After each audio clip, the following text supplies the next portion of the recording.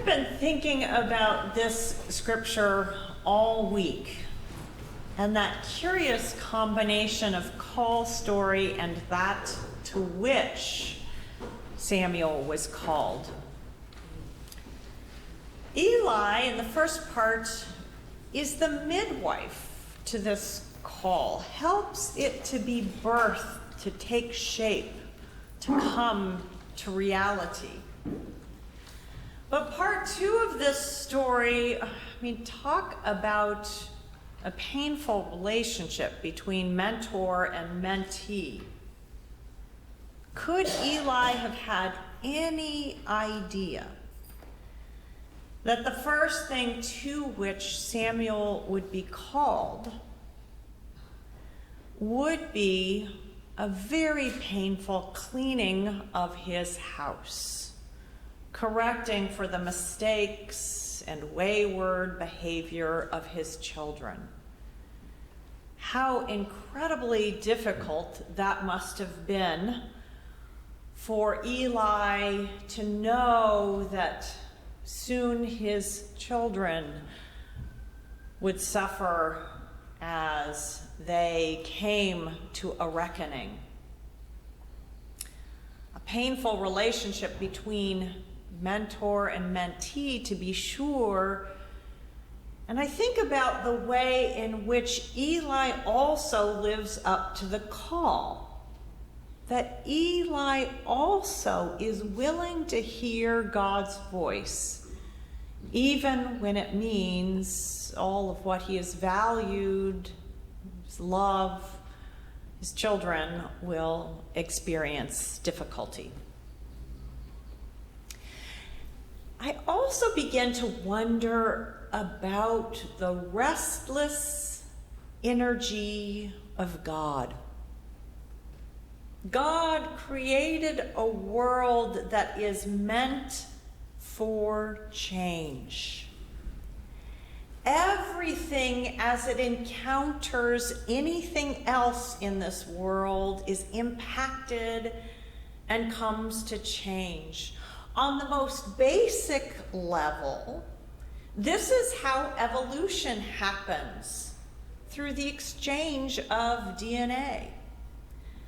We are changed by people we meet, by institutions we encounter, by the body of knowledge we acquire in the process of learning.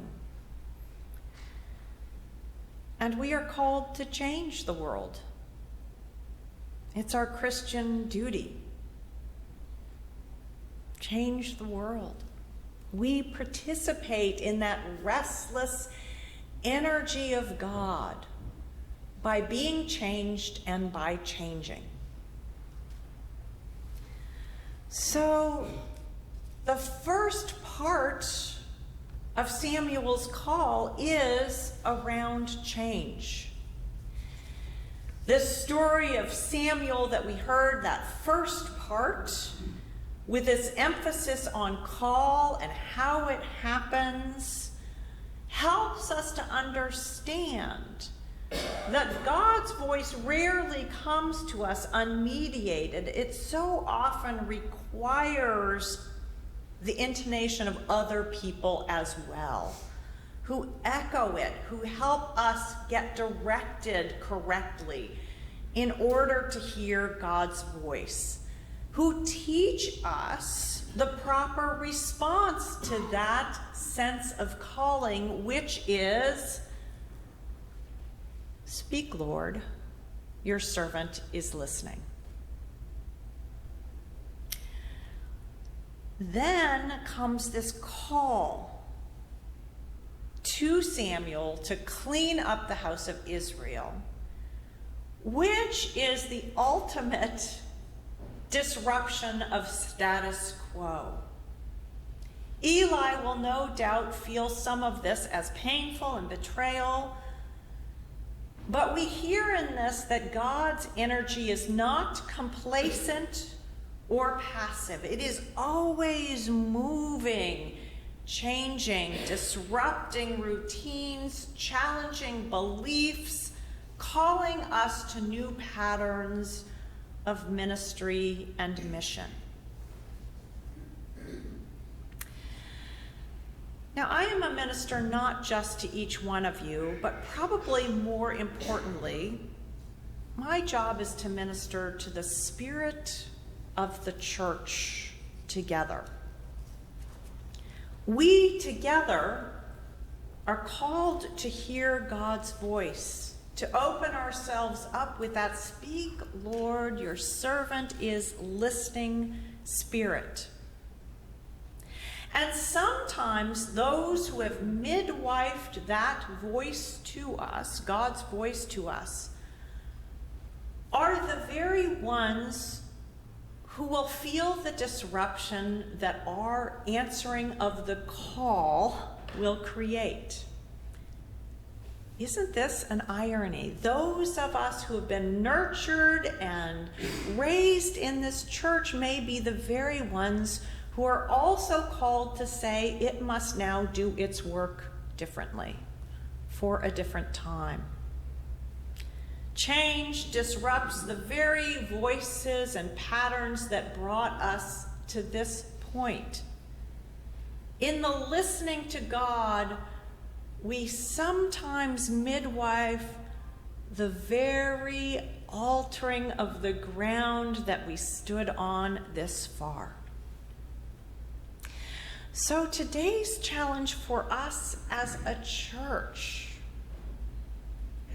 is, can we hear God's voice? Do we know who is expressing that voice or directing that voice to us? Do we have the courage to say honestly, "Speak, Lord, for your servant is listening"? Do we have the courage to listen? Do we have the courage to heed the call, even when, especially when, it follows the restless energy of God to make all things new?